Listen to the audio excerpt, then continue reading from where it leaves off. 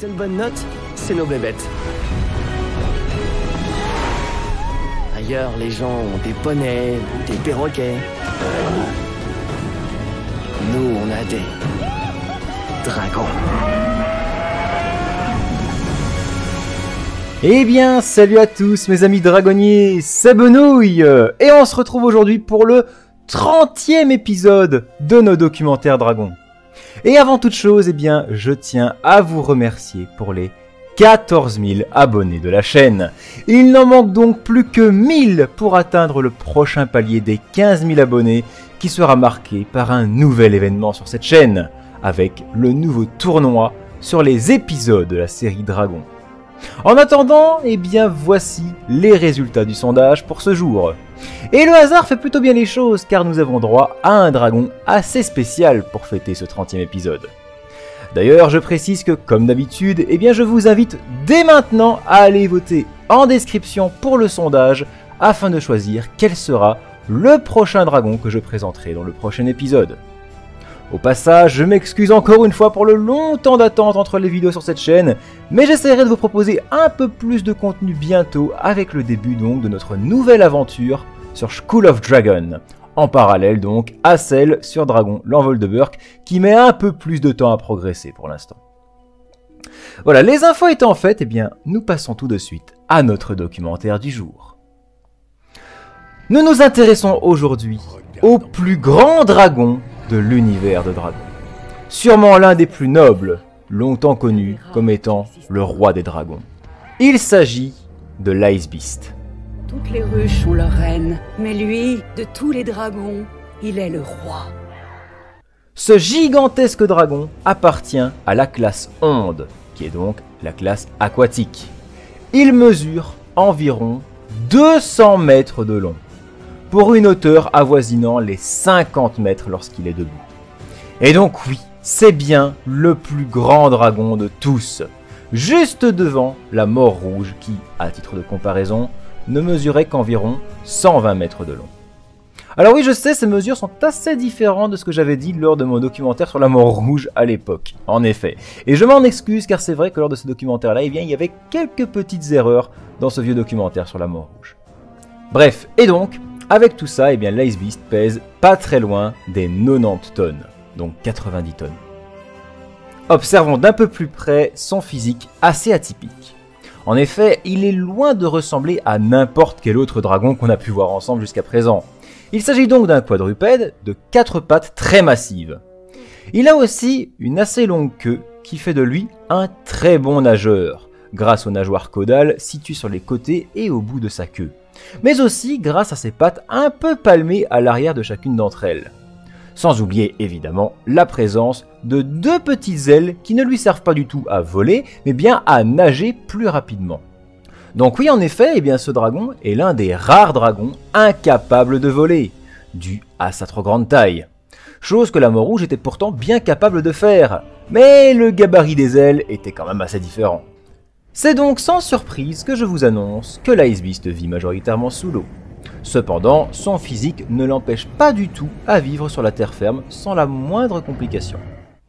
Ensuite, chose très marquante dans son physique, eh bien c'est évidemment ces 2 grosses défenses similaires à celles d'un éléphant qui partent des 2 côtés de son visage.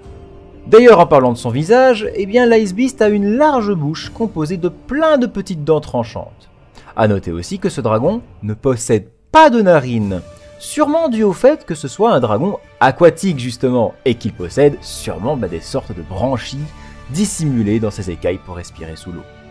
Il possède aussi des sortes de petites antennes foncées sur son visage, et d'autres sortes d'antennes beaucoup plus grandes partout sur le haut de sa tête de taille variée et qui continuent le long de son dos en diminuant de taille progressivement jusqu'à la queue.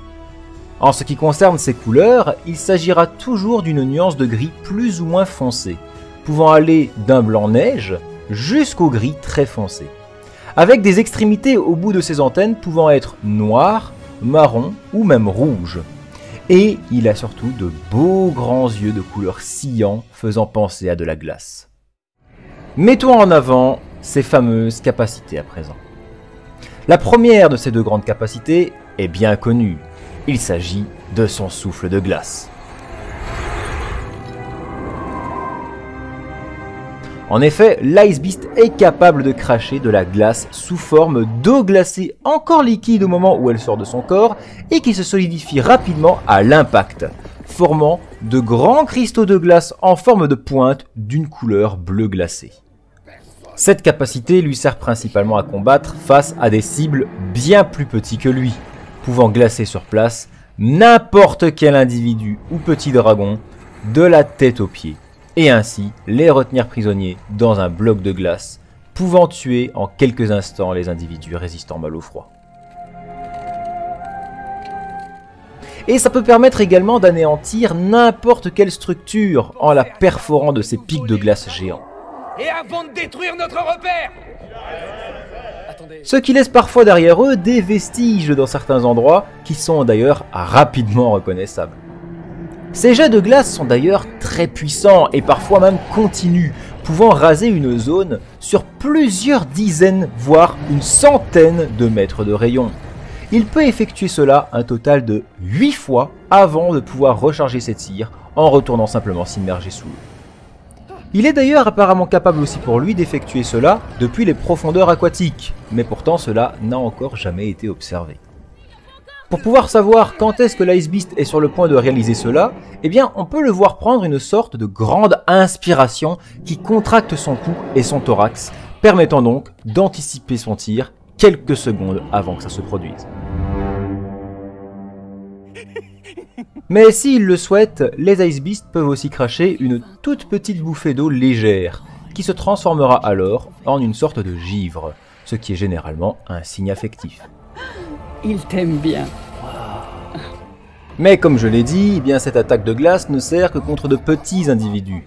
Donc, si jamais ils se retrouvent face à un adversaire un peu plus gros ou alors un de ses semblables, eh bien alors ils vont plutôt opter pour utiliser leurs deux grandes défenses, laissant place donc à des combats très impressionnants.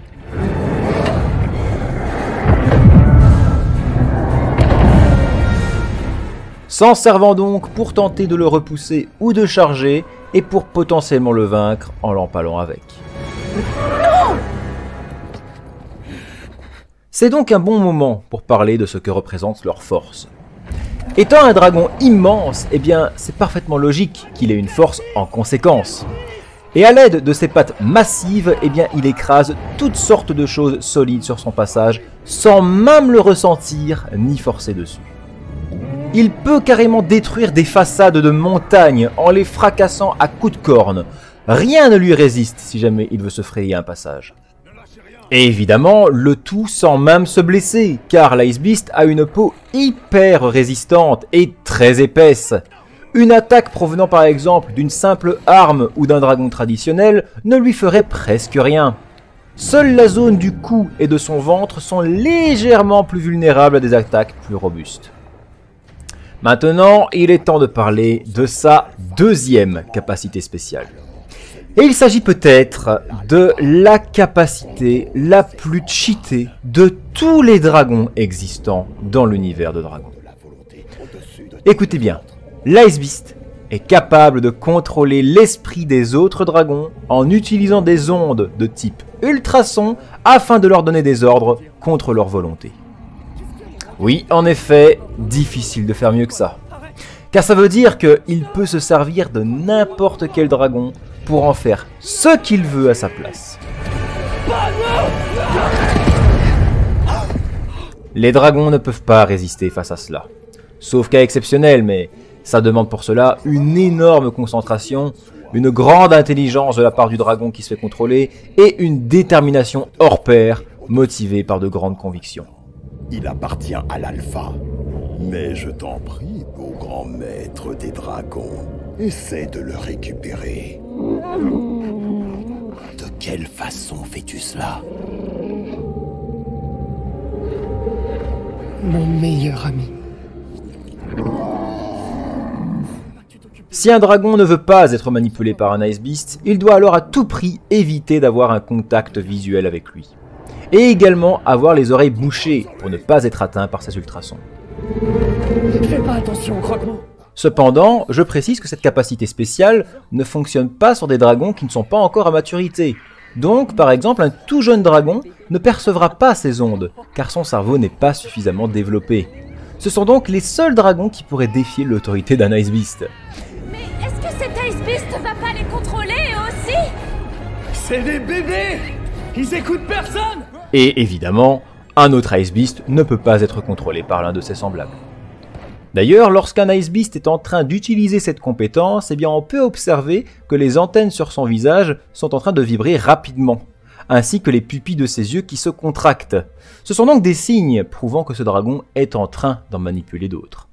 A noter que ce dragon peut utiliser aussi cette capacité même lorsqu'il dort, et sans avoir un contact visuel direct avec d'autres dragons, pouvant ainsi repousser des intrus de son territoire lorsqu'il se repose, tout comme c'était donc le cas pour celui présent sur l'île des Parents-Vris. Oui, nos dragons ont encore un peu de mal à s'habituer à cette île. J'imagine qu'il est quelque part caché sous votre île. C'est pour ça que nos dragons n'arrivent pas à voler ici. C'est son mécanisme de défense, bien sûr. Oui, c'est ça. Il a la capacité de contrôler l'esprit des autres dragons. J'ajoute que le contact visuel, il ne sert en fait qu'à intensifier cette manipulation avec un ordre plus précis et envers un dragon en particulier, et donc pas nécessairement dans un cas comme celui de repousser des intrus de son territoire par exemple. De plus, l'Ice Beast est également capable de pousser un cri extrêmement puissant qui peut se faire entendre par les dragons à des centaines de kilomètres à la ronde.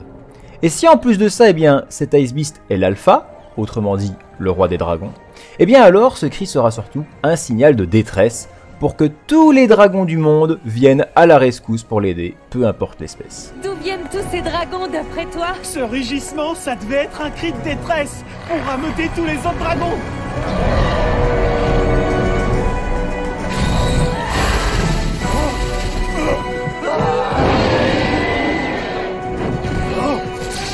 Mais comme n'importe quel autre dragon, celui-ci a tout de même des faiblesses. Et oui, car puisque ce dragon est immense, il est moins souple, ce qui rend la plupart de ses mouvements beaucoup plus lents. De plus, il est trop lourd que pour pouvoir escalader une structure qui serait plus grande que lui sans détruire cette dernière, et du coup, ne pouvant pas voler, il ne pourrait pas se poser sur le sommet d'une montagne sans la détruire. Et si jamais une de ses cibles se trouve dans le ciel, il va être assez difficile pour lui de l'atteindre. Car de 1, il ne vole pas, mais aussi car sa glace ne se solidifie qu'au contact pour rappel.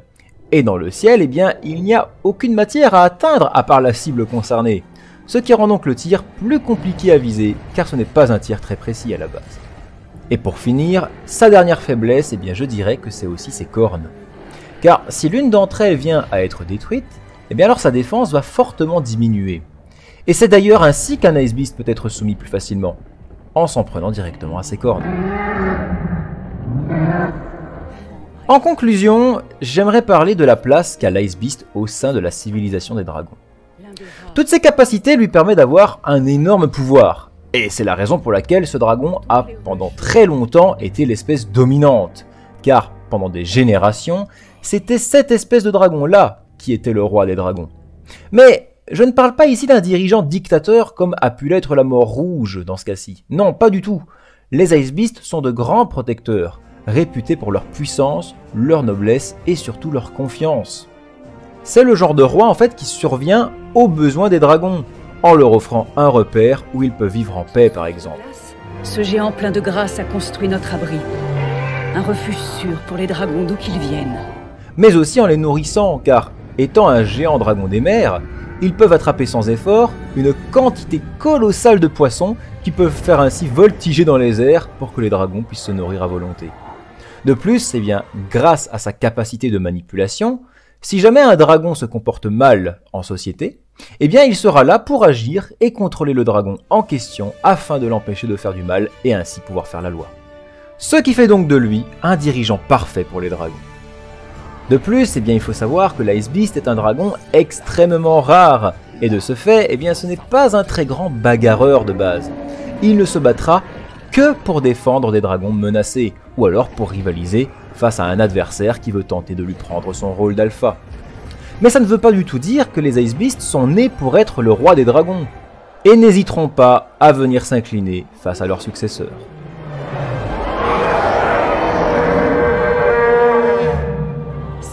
C'est un roi. Et bien voilà les amis, ce documentaire dédié à l'Ice Beast est terminé. J'espère qu'encore une fois ça vous a plu. Je vous invite donc, comme d'habitude, à aller participer au sondage présent dans la description de cette vidéo pour choisir quel sera le prochain dragon. Et moi, je vous dis encore une fois un grand merci d'avoir regardé et je vous dis à bientôt donc pour de nouvelles vidéos. Bye bye tout le monde! L'Alpha les protège tous.